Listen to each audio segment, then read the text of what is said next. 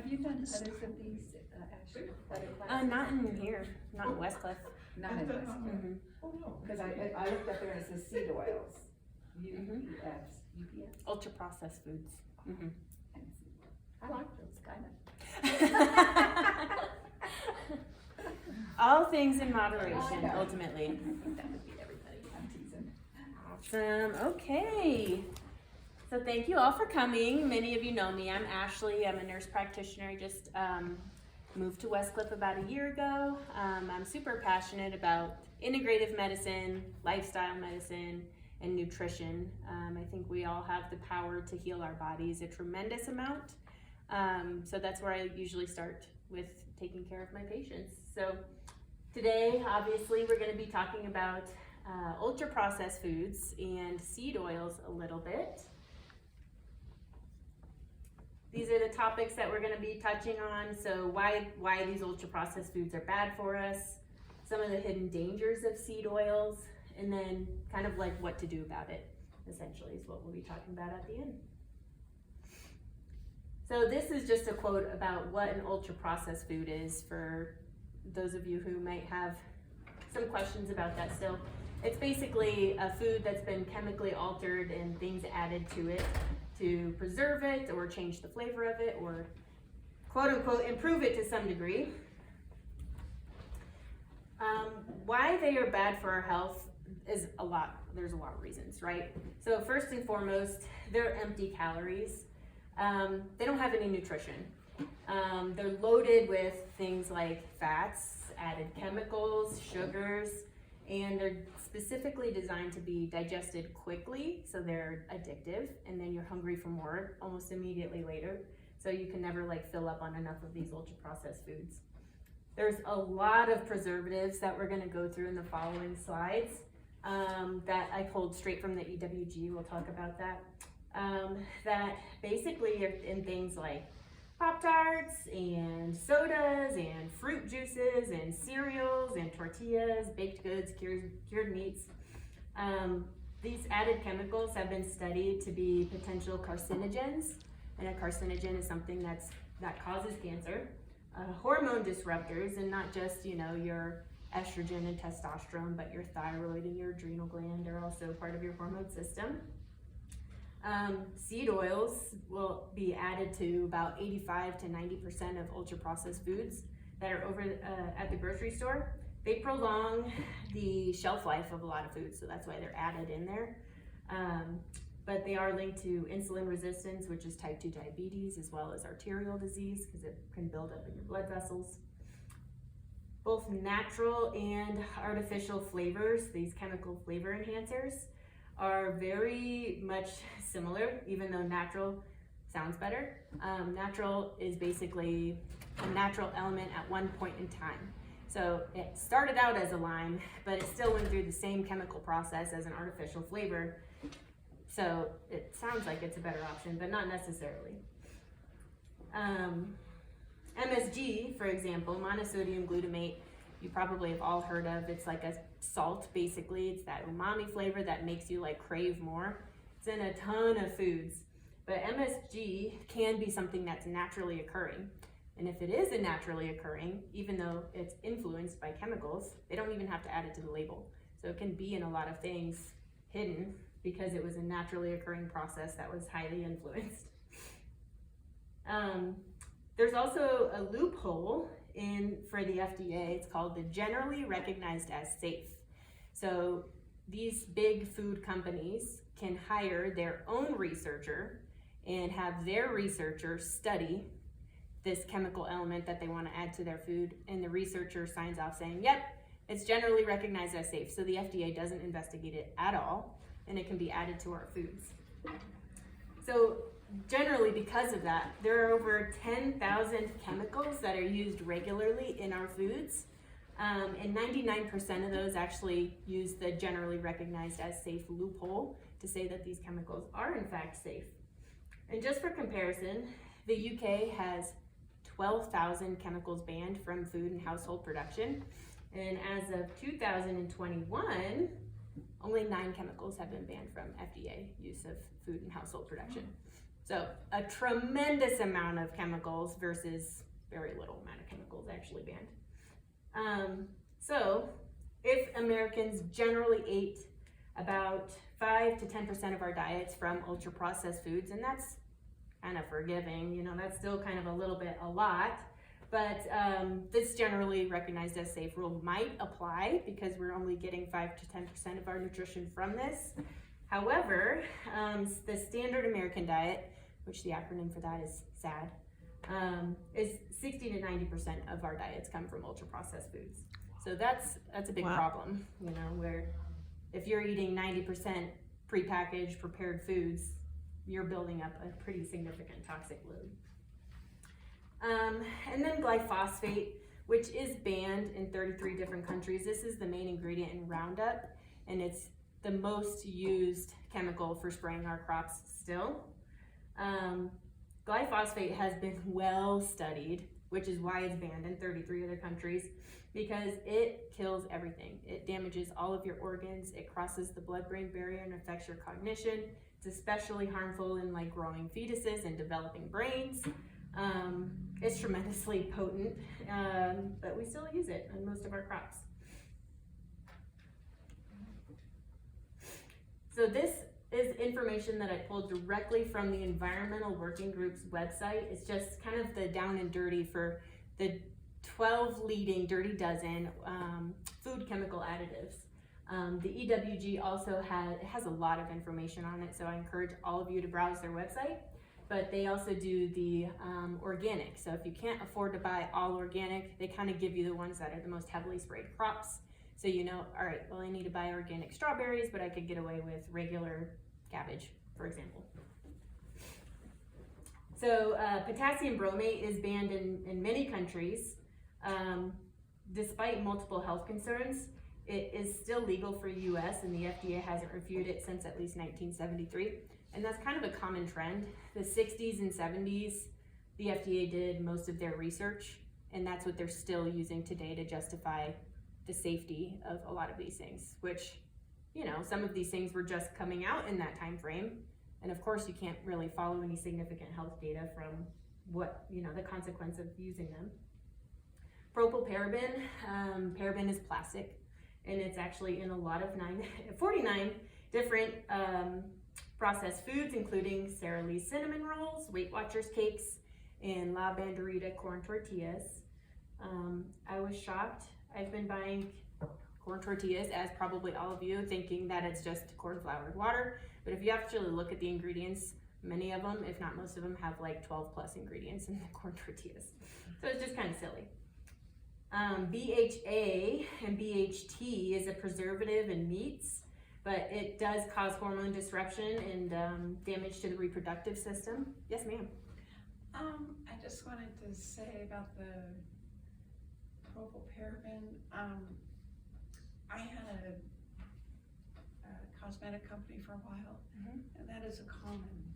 Oh, cosmetics, absolutely. A common use in cosmetics. Yep. And it is not even a good one to put in cosmetics. Right. Topically and ingested, right? And they're putting it in our food. I know. Yeah, you should have heard me. It was just in Lowe's the other day. I was like, plastic! Nobody eat this. I'm acting like a real crackpot. But anyways, yeah, it's pretty treacherous. It's in a lot of cosmetics, so it's something to be mindful of.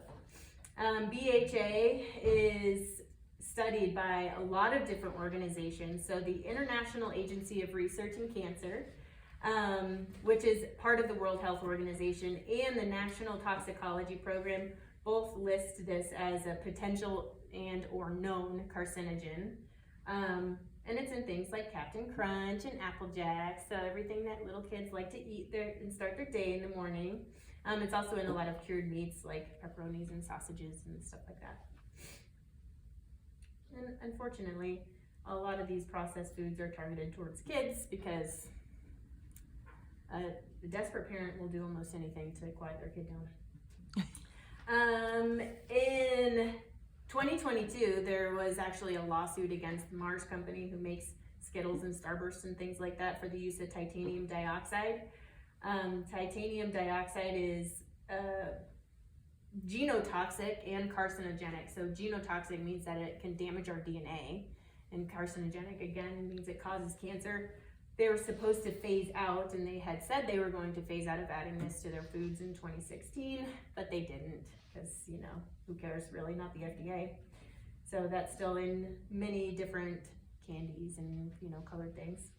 And then moving into the artificial dyes, not all of them we know enough about to say that they're terrible, but there are a couple of them, specifically like yellow 5 and red 40, are two that have been known to cause lots of problems, especially in little kids, especially in developing brains. They can cause neurological problems, behavioral problems. You guys have probably heard of those. Yellow dye number 5 is originally derived from a runoff, like a byproduct of developing coal tar. So it comes from coal, and then they started using it to dye fabric. And they're like, wow, this is so bright and yellow, and these foods look so dull. So then they just put it in foods. So just as easy as that, came from coal. Now it's coming from petroleum, which I don't know if it's any better, but yeah, just to think that that is so common. Yes.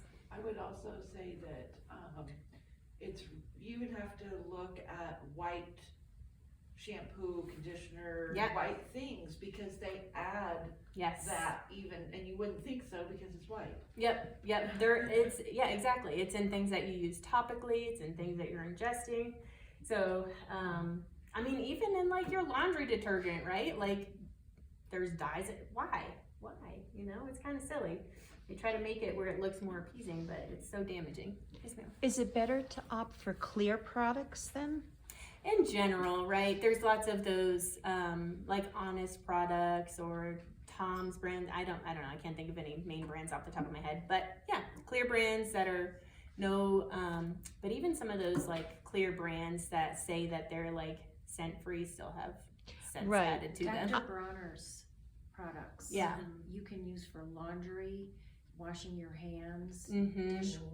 dish floors, Yeah. just cleaning your whole house. And Right. they have all sorts of sheets on there if you go to the website to tell you how to mix. And Oh, it's cool. concentrated. Dr. and you Bronner's can add is water. good. So yeah, I've Mhm. gotten rid of all my laundry, everything Yeah. that I'm using. All I mean, the even like burners. baking soda and vinegar, right? Yeah, Vinegar perfect is for a cleaning. perfect antiseptic. Mhm. So, And it's great for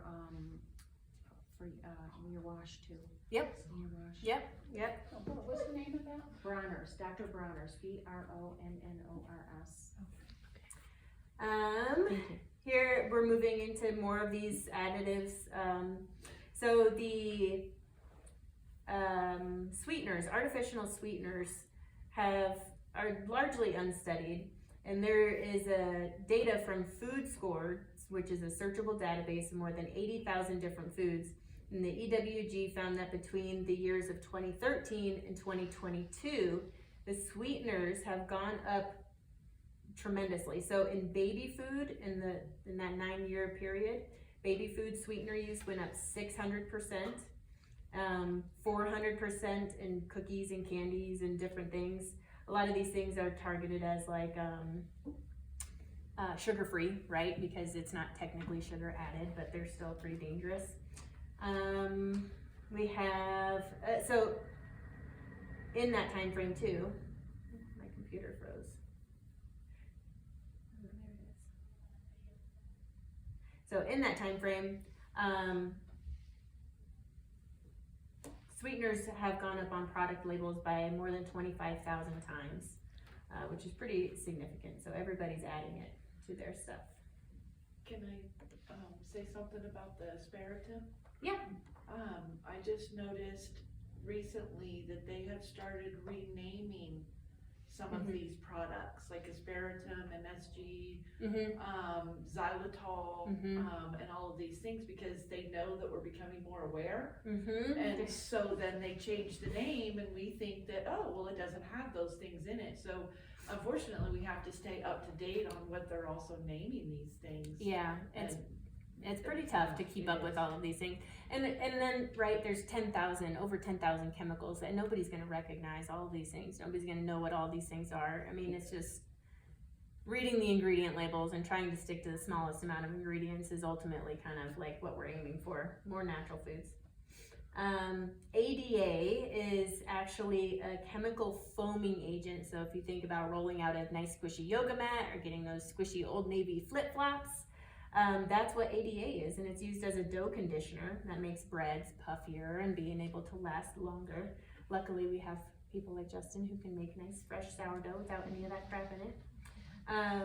But yeah, ADA is in nearly 500 items and almost 130 brands of different types of breads, stuffings, snacks, and a lot of these things are advertised as healthy, unfortunately, because they're sugar-free. So in 2024 of this year, May of this year, the EPA, the Environmental Protection Agency, banned the use of methylene chloride in most consumer products and many commercial and industrial uses. They recognize this as being a very harmful element to be added to these things. However, the FDA has not implemented any regulations thus far on this chemical.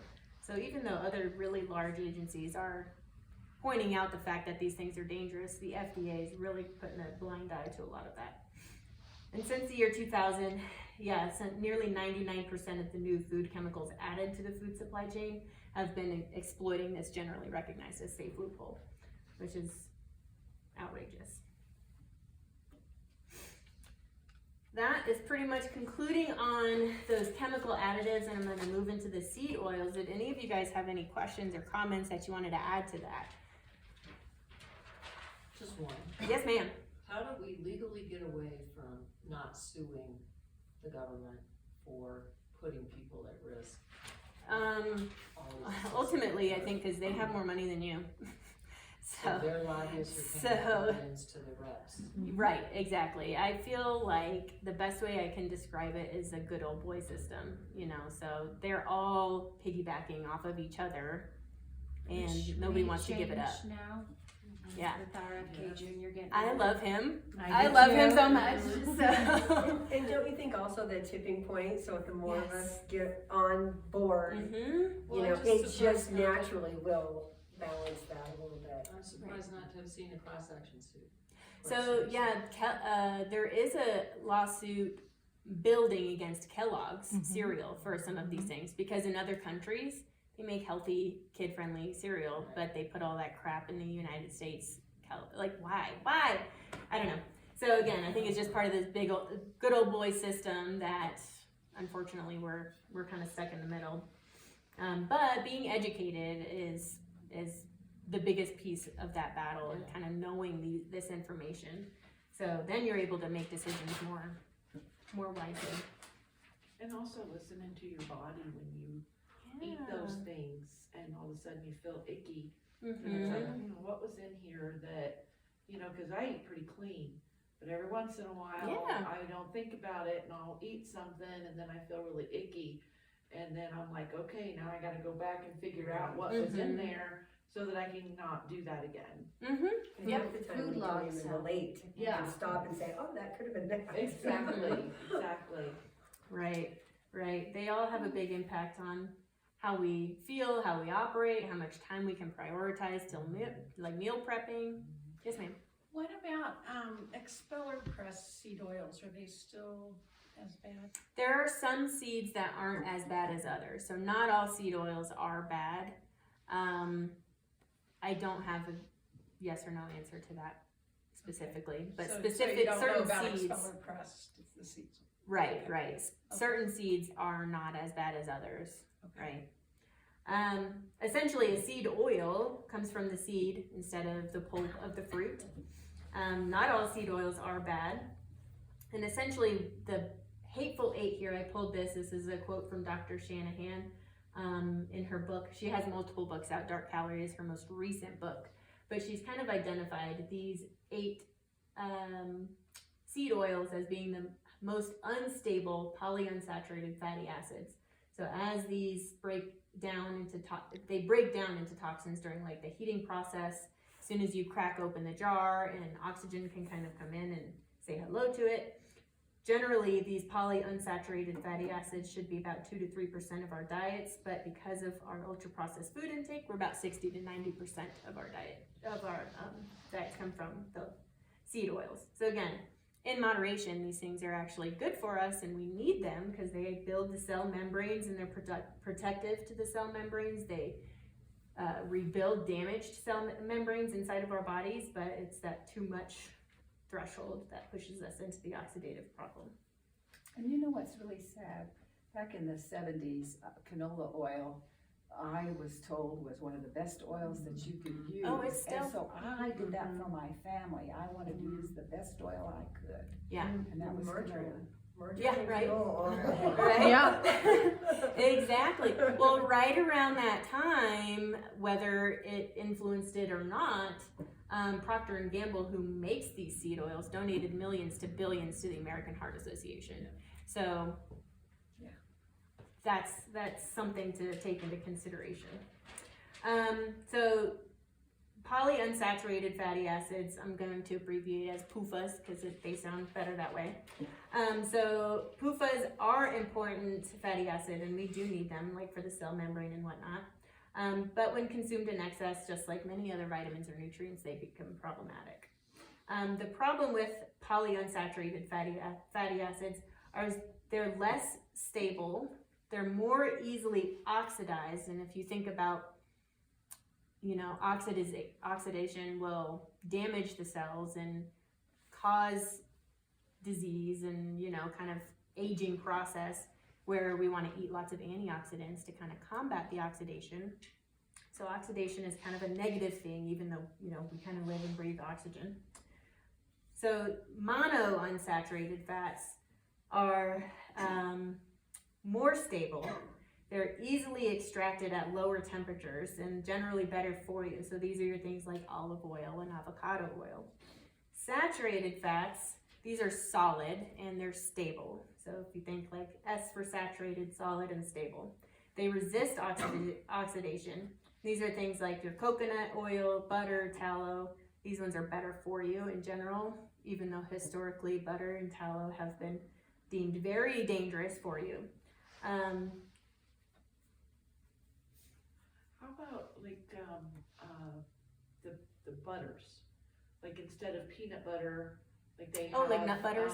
Nut butters, or do they have the seed oil in it, or is it straight from the fruit or the pulp? Do you know? So most nut butters are good unless they add, Gotcha. right, like peanuts, even though they're a seed, they're not a dangerous seed oil. So that's if you're gonna deep fry your turkey this year, use peanut oil, because that's gonna be a better option for you than like corn or soy or vegetable oil. And then hydrogenated oils, you guys, I'm sure will see that on many different types of ingredient labels. Hydrogenated means that they're adding a hydrogen molecule, and you'll see the molecule on the next slide here. To make it solid or semi-solid, the process in itself usually requires nickel, so it's not like an awesome thing. And then I just wanted to touch on kind of bringing into the canola oil. So does everybody in here know what varnish is? You put it on wood and it seals it and it hardens it and it makes it look really good. Well, that's made out of soy oil and linseed oil, and linseed oil is almost exactly the same as canola oil. So benefit-wise. So if you think about what it's doing to that nice wood surface, the inside of your vessels, that's the comparison that I want to make. So it's really not good for your body. All right, so here you can see the cells of the apple have been oxidized. So when you introduce oxygen to these cells, that's when they kind of turn brown, and you're exposing it to those pro-oxidant enzymes. So the same thing happens to like your cholesterol particle. Before I get into the cholesterol particle itself, these are the chemical structures of a saturated fat. You can see it's completely saturated with hydrogen. That's the H. That's a carbon molecule saturated with hydrogen. And this double bond of the unsaturated fat is what attracts oxygen. And so that can be a double bond or a triple bond, etc. And each bond you add attracts 10 times more, 20 times more, 30 times more oxygen. The process of that oxidation is also very dangerous because it releases more caustic contents into the vessel and whatnot. So if you think about your cholesterol panel, all of you have seen your doctor before and you're saying, this is your good cholesterol, your HDL, and this is your bad cholesterol, your LDL. So those are deemed good because HDL, in theory, is less able to be oxidized versus the LDL is more easily oxidized. So in and of itself, we need cholesterol. It carries around a ton of things and functions and hormones and vitamins in our bodies. So they're essential. So really, cholesterol is good. The bad cholesterol, the LDL, is just more likely to become oxidized. And when it's oxidized, it changes its shape, it shrinks it down a little bit, and it's so now a different shape and a different size. And now it can't do those same functions that a healthy LDL particle can do. So LDL in and of itself is not bad. Oxidized LDL is bad because it's not doing its duties. When it is oxidized, it's more likely to spill out more oxidation. It's more likely to stick to the inside of your blood vessel. And when that sticks to the inside of your blood vessel, your immune system's like, hey, that doesn't belong there. Let me send some white blood cells over to the area, and eventually this dysfunction is what builds up a clot in your vessel. That clot can restrict blood flow to the area, and it can also break off and go to your brain or your heart and cause a heart attack or a stroke. So how do you know if you have bad LDL or good LDL? You can test it. How? You can test it. It's a very simple blood test, but most doctors just use the traditional panel because that's what's going to get you a statin prescribed. Is that the ABO2 test for the LDL? Apolipoprotein is part of it. So you can specifically check your oxidized LDL. I do a panel where we can check the degree of plaque being built up in your vessel. If there's family history, there's a lot of cholesterol tests that you can actually do that gives you valuable information about what's happening. The basic standard lipid panel, I just want to throw it out the window because it doesn't matter. It doesn't matter. But that's our standard still. What do you ask for when you go in? What panel do you ask for the doctor? I order my, yeah, so, calcium score and your, yeah, I do order a calcium score pretty regularly. I use a lab specifically called Cleveland Heart Labs, and they do a lot of this specialized testing in depth. And it just depends on what's going on and what our risk factors are and what, there's a lot of testing you can do. So I don't generally do it all on the first go, but yeah. Yes, so there's a lot. So we have been told forever that you should not use high heat for olive oil because the smoke point is lower and this is more damaging. I bet all of you in here are capable of cooking with olive oil and not burning your food. So I will just say that. So vegetable oils are not a safer alternative. Yes, their smoke point is higher, but when you put them in high heat, they produce very toxic elements. So this specific element, alpha beta unsaturated aldehyde, is one of the most well-studied food toxins. And it's also thought to be the most carcinogenic part of a cigarette. So in 2019, the journal in Nature, which is a reliable journal, found that a 5-ounce serving, so a small size French fry from a well-known franchise, contained 25 times more of these aldehydes than the World Health Organization's tolerable upper limit for exposure. So comparably, that's like smoking 20 to 25 cigarettes. Oh my gosh. So one fry in a deep fryer is equivalent to one cigarette, which is pretty impactful that, you would never let your kids pick up a box of cigarettes and smoke cigarettes, but you buy them some French fries as a nice little treat. Well, it doesn't matter what oil it is. And so these are in the seed oils, yeah. Or vegetable oils, because it's a mix of the soy, corn, and canola, usually the cheapest oils that they can get, just kind of rotate through it. I remember several years back that all the fast food restaurants had to change their oil that they had been using to fry their French fries and their other foods. This was probably 15 years ago or so. They used to fry in tallow. Is that what it Mhm. was? Okay. And we want to move back to that. Okay. Yeah, So now they're using something that's the vegetable worse for oils. it, vegetable Mhm. oil. Okay. Right, because those are better, those are cheaper. But the tallow is probably better for you. Of course it's better. I mean, think about your skincare products, right? Like tallow absorbs into your skin like it is your skin. It just matches our cells almost exactly. So how is something like that so dangerous for us? In moderation. Of course, it's going to be higher calorie, yes, but it's not going to be as toxic. I think we need to, as in general, move away from calorie counting, because that is like a huge burden in people's minds. That is like, oh my gosh, it's too high calorie, but then I'll eat all these chemical additives that's 0 calorie because it's better. All right, this is how polyunsaturated fatty acids is related to diabetes and weight gain. So if you think about a cell, so all of our cells in our human body have a lot of different little organelles inside of it that have functions that create human life and existence. One of those organelles is called a mitochondria, which is the energy producer of our cells. So that energy producer is what takes our macronutrients, so carbs, sugar, which is your sugar, fats, and protein, and turns it into energy, which thus allows our body to function all of these functions that we need to do. Not just, oh, I wake up and I have good energy, that's part of it, but it's like literally everything working in your body relies on what energy your mitochondria can produce. So mitochondria don't really use polyunsaturated fatty acids for energy. So for a comparison, when you have a saturated fat, that produces 115% energy from that saturated fat molecule. A monounsaturated fat, so that's your olive oil and your avocado oil, produces about 105% energy, and a double bond PUFA will produce only 60% energy, and a triple bond only 30% energy.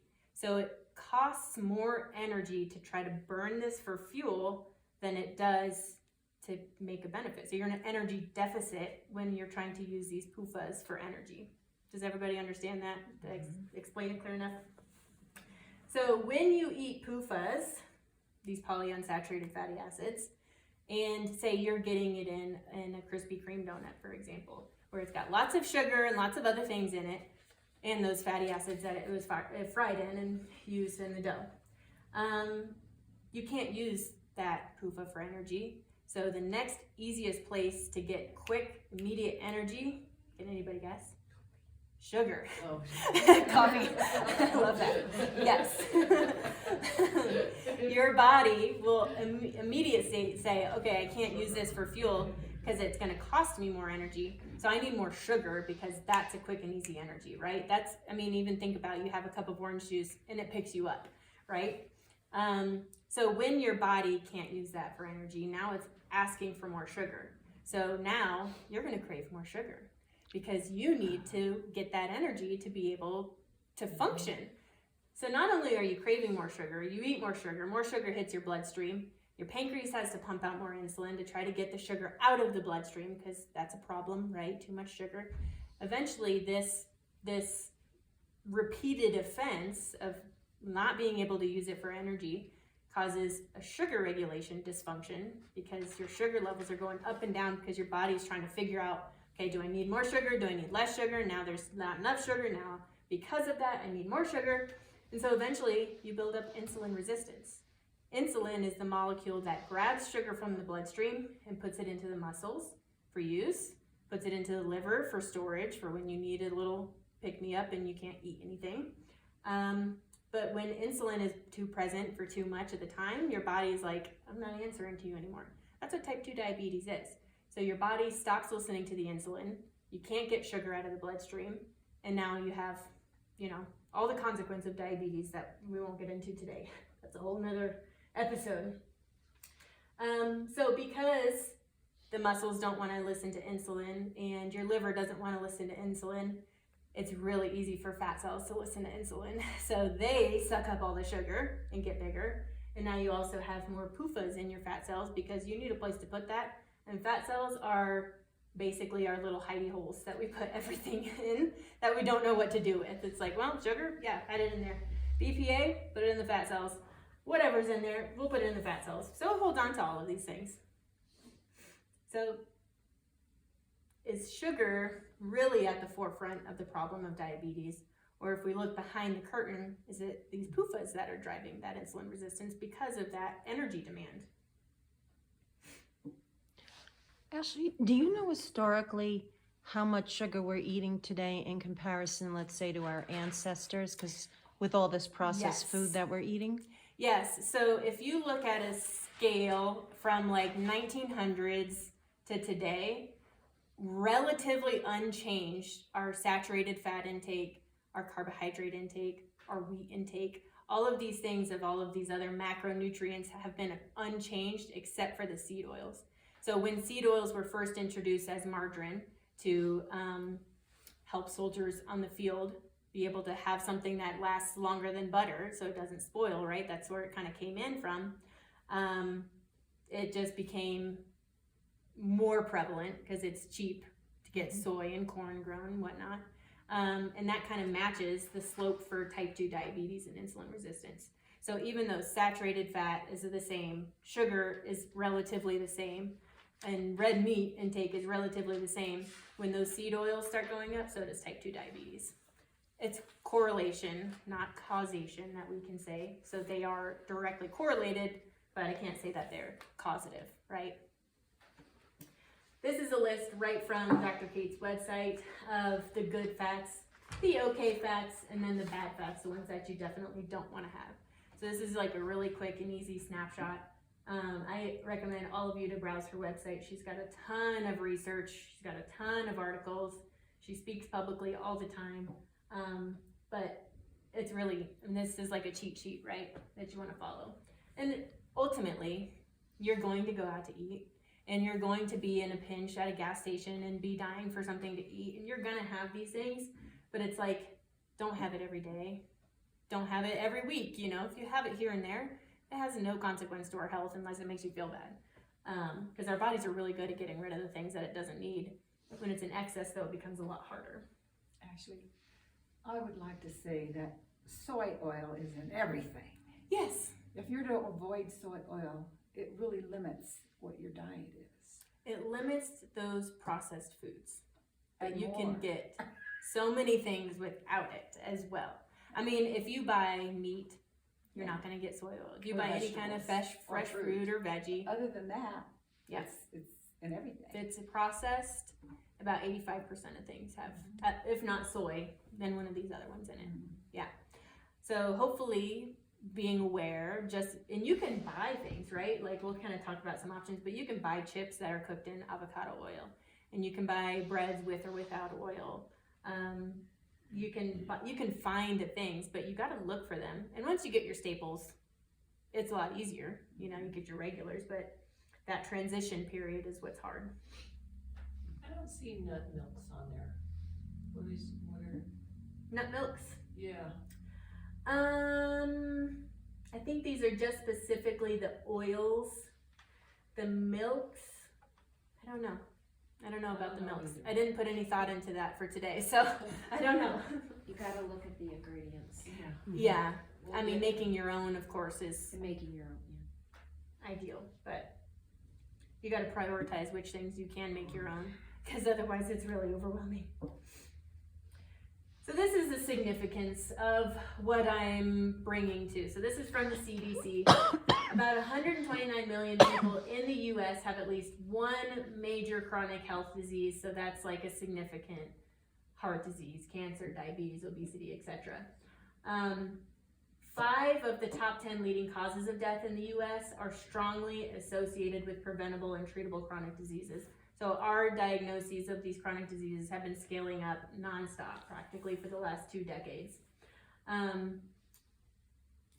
think it's about 50% now of Americans have prediabetes or diabetes, which is like huge, right? 42% have at least 2 or more chronic conditions. 12% or more have at least 5 chronic conditions.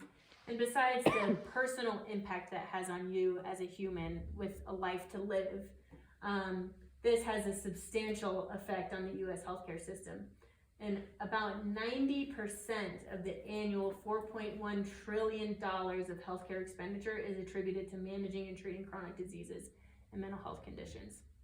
So these chronic diseases, I mean, I used to work in an ER as a nurse, and if any of you are in healthcare, you know those repeat offenders, right? They come to the ER because of the same exacerbations, because they're doing the same things. And medicines don't fix them, right? It just kind of puts a Band-Aid on it. And a lot of people put more weight into medicines than they should, thinking that here's my ill and here's a cure for my ill, nothing else changes. And really it's the other way around. You know, the emphasis is on your diet and lifestyle, and about 10% on medications. Anybody have any questions about that topic on seed oils? I just wanted to say too, that we also have to, again, I've been doing this for a while myself, but as a layperson. But, the soy and the corn, the wheat, the way that it's grown, if it has glyphosate or any other chemicals on it, so it's not just that. It's also the DNA of the plant that we're also taking in. Oh yeah, there's layers, right, to the chemical treatments that it receives. Exactly. There's layers to that. So what we can do about it, you want to eat organic. I should have put that on here, but I didn't. Eat more plants. Organic plants. Know where your food comes from. So it's so important when you can buy local to buy local. Like, I'm going to bring up Justin again. Like, we know exactly what he puts in his sourdough bread. So we know that. Eat the colors of the rainbow in your plants, not Skittles. And then eat more clean protein. So most everybody is not eating enough protein. And we need more protein always. And what do you mean by clean? Like hormone-free, grass-fed, if you could do wild game meat, that's always a good option too. Antibiotic-free. So all of my clients that walk into my door, that some of you can attest to, get the 30 plant challenge, which is in a 7-day period, you need to have at least 30 different variety of plants in your diet. So that's your fresh herbs, your grains, mushrooms, and of course your fruits and veggies. These are your antioxidants. The goal is to not really focus on being so restrictive, right? So it's really easy for me to be like, don't eat any of these foods because they're all poison. But really focus on bringing in more nutrition to your plate, right? Not necessarily being so restrictive. And it's a big mindset change, right? Because a lot of people would choose to have all the Skittles instead of, a handful of grapes and blueberries. But it's like, what can I have? And kind of a goal, what can you work towards? A lot of people work towards goals better than just kind of aimlessly, well, I'm trying to eat every color of the rainbow. It's like, okay, here's my little chart. I got 5 red things, 4 orange things, 8 green things, and you kind of add it up at the end of the week and you work against yourself, work with your family to try to incorporate some more of these things. Because when you need to get in 30 plants and as much protein as you need and as much fat as you need, that's a lot of food. It is hard to give yourself the nutrition that you need to really be optimal. And so you don't even have room for that crap because you're like, dang it, I gotta eat more protein still. It's 8 o'clock and I'm not even halfway there yet. Ashley, what's your recommendation on protein daily? Yep, we're getting to that. Oh, we're getting to that, Yep. sorry. I keep losing my mouse. Come here. No, alright, anyways. Okay, so eat the color of the rainbow. Plants are very powerful. Of course, we want to get organic when we can. Follow the EWG's recommendation for the important ones to be organic.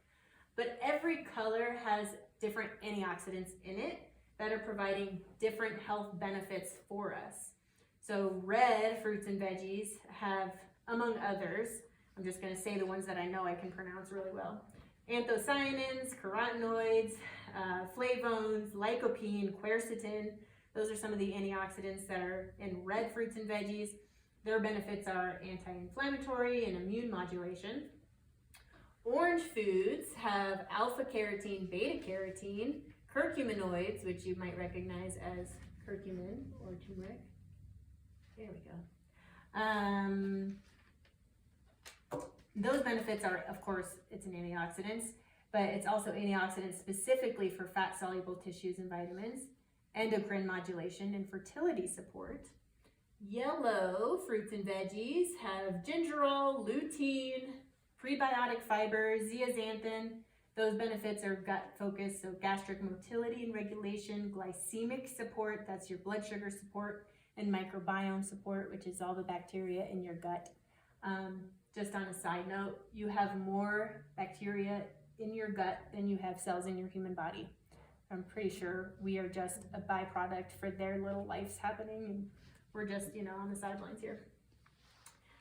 Green fruits and veggies have phytosterol, sulforaphane, tannins, theaflavins, tyrosol, vitexin, and those benefits are healthy circulation and methylation. Methylation is basically how our body is able to detox and use specific vitamins, and blood vessel support. And then blue, oops, oh, there you go. Blue and purple, let me go back, press the wrong button. Blue and purple have anthocyanidins, flavonoids, phenolic acid, resveratrol. These benefits are cognitive support, mood balance, and neuronal health. Okay, each weight in protein. So that's how much protein you should have. 1 gram of protein for every pound that you weigh is the general recommendation. And if you're working out, it should be more. So it's a lot of protein to try to keep up with. However, protein, of course, fills your belly and fuels your muscles and your brain. Yes, you need protein to be able to grow your muscles, but you also need protein as an important building block for a lot of neurotransmitters, like dopamine, which helps with attention and focus. Muscle is the organ of longevity. So if you think about anything that's going to keep you alive the longest and keep you healthiest the longest, that's going to be having good muscle. If you have good muscle function, think about any little old lady that's, just kind of no muscle, can't walk around very good. I mean, you're just sick. There's no quality of life there versus somebody who's active, walking regularly, going to the gym maybe, shoveling out gates, using your muscles. That's super important. Protein sources, of course, you're going to get it in meat, but you also get it in dairy. You're also going to get it in your nuts and your nut milks and nut butters. Fish, beans, lentils, quinoa is a complete protein. I'm a big quinoa fan, if you know me.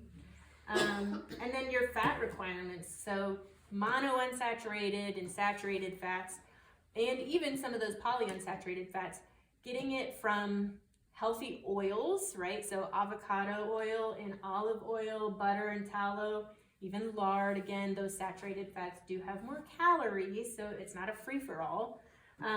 But just eating foods like avocados and eating soy or tofu or chia or quinoa, nuts, nut butters, animal fats, dairy, hemp, you can eat the whole produce or the grain and get the fats that you need. So you don't necessarily need to slab butter on everything that you're eating, but getting it in the plant variety is an appropriate way to get in your fats as well. I have a question on the 1 gram of, so is that when you say 1 gram of protein per pound you weigh, is that your healthy weight? Seriously, I'm serious. Like my mom, I try to talk to her about some of this stuff, and she's extremely overweight. So I wouldn't want to tell her to necessarily, at least I'm assuming, I wouldn't necessarily tell her to eat that much protein per day based on her weight able to now. eat that much protein. Yeah. She would never poop. Right. So she could always meet with like a nutritionist to see like her specific goals. Okay. And what you could recommend there. But the more protein she has, the less room for everything else she has, right? So protein's not going to go into your fat cells. It's going to go into your muscles. Okay. And it's going to go to places that it should go, give you energy, among other things. And then 20 to 35, roughly, again, this is very variable based on your goals and where you are in life, should be fats. And you usually get those while you get your proteins. They kind of go hand in hand. So would you suggest finding out your lean body mass? when Yeah. you're 100 Actually, I pounds overweight? feel like Amy, wherever she's at, and has one of those like scales that will tell you how much lean mass you have and how much fat mass you have. But that's always helpful. And then, you know, there's like very generic BMR calculator. You put in how active you are, how tall you are, how much you weigh, and it tells you how many calories you need to survive. And some of them can break it apart. Like, okay, if you're trying to be more active, you need to add this much more protein. So there's a lot of resources out there. If you just browse Google, you'll find one. You know, I don't have one that I recommend or anything. But ultimately, there's maintenance and then there's goals to work towards. So those are different things. Where to start? So this is really overwhelming to know how toxic so many of these foods are around us. And Margaret Mead has a quote that I absolutely agree. It's easier to change a man's religion than it is to change his diet. You know, it's so hard. We live our lives and revolve our lives around what we're going to be putting in our mouths next. I sure do. I'm always thinking about food. So where to start is just start reading like labels and try to familiarize yourself with some of those key trigger ingredients that you're like, okay, I know for sure that one's bad for me. And then the more you pay attention to that, the more you're going to be picky about it. So you're like, well, I don't like any of these chemicals, so I'm not just going to eat this. And you find something to compare it to. That takes a lot of work, and that is overwhelming when you go through your pantry at home and you pull out 90% of everything. And you're like, well, this is all a waste. Now I can't eat any of this. What I recommend is just working your way through what you have, and you're going to run out of something and need to replace it with something else. So instead of doing a whole sweep, just find the things that you run out of and then try to find that replacement. Salad dressings are a big one for unhealthy oils, and it is easier than dirt to make your own salad dressing. Oil and vinegar. You can just do vinegar. You can just do oil. It really doesn't matter. But things like that. So you find these little simple trade-outs one by one as you kind of run out of the things that are bad. Look at the Dirty Dozen of food additives and familiarize yourself with the EWG recommendations for their organics and their food additives. And then bring in good nutrition before trying to eliminate all these ultra-processed foods and seed oils. So that's really the focus. And I promise you, when you're like keeping up with your true dietary needs for nutrition, you're not gonna have room for anything else. It's a lot of work to do that. And then if you have anybody else in your household, like work with them. So if you're alone in this and everybody else is still eating like garbage around you, I mean, you're kind of setting yourself up for failure. So incorporate it as a lifestyle for your home if you're able to do that. Work with the people around you. And big one, of course, is to not food shame. Everybody's in different places in their health and in their, you know, mental capacity and what they believe in. So just, you know, like you bringing a salad to an event, you don't want to be picked on for that. You know, food shame for other people eating bad things. Oh, and then those are my resources. Some swaps, right? So instead of putting sugar in your tea or your coffee, do honey. It tastes exactly the same. Honey is still a sweetener. It's still going to give you carbs, but it's more nutritious. It's actually got vitamins and minerals. Quinoa instead of rice. Chips cooked in olive oil instead of soy oil. And I love how they put like cooked in sunflower oil, like it's a beautiful thing, but you know, it's trash. Greek yogurt with fresh berries instead of flavored yogurt, because even those naturally flavored things, again, what does that even mean? We have no idea. And if you like popcorn, like, you know, make your own popcorn. That's another one that's loaded with garbage oils. And then these are my references. And thank you all for coming. Please let me know if you have any questions. Yeah.